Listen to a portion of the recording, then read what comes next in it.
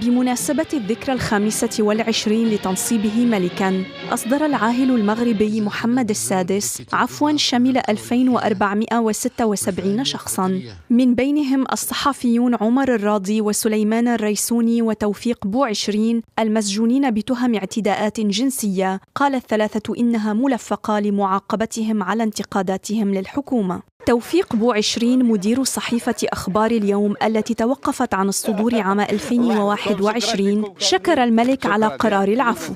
وتنشكر صاحب الجلالة على هذا العفو الكريم، وتنتمنى وأسفي واعتذاري كذلك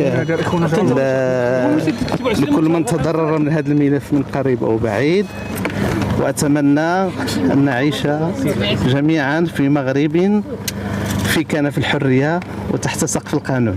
عمر الراضي الذي أوقف عام 2020 دعا بعد إطلاق سراحه إلى تعزيز الحريات. أجل أننا ندخل في دخول سياسي جديد بروح جديدة، بدماء جديدة، بآراء جديدة، ومن أجل دولة تسمى، من أجل بلاد تتسع لجميع الآراء. بالهتاف والتصفيق استقبل الصحفي سليمان الريسوني بعد خروجه مباشرة من السجن. العفو شمل أيضاً المؤرخ والناشط في مجال حقوق الإنسان المعطي منجب و16 شخصاً من المحكومين في قضايا إرهاب تمت إعادة تأهيلهم من خلال برنامج مصالحة، وقبلوا بإجراء مراجعات فكرية ونبذ التطرف بحسب وزارة العدل المغربية.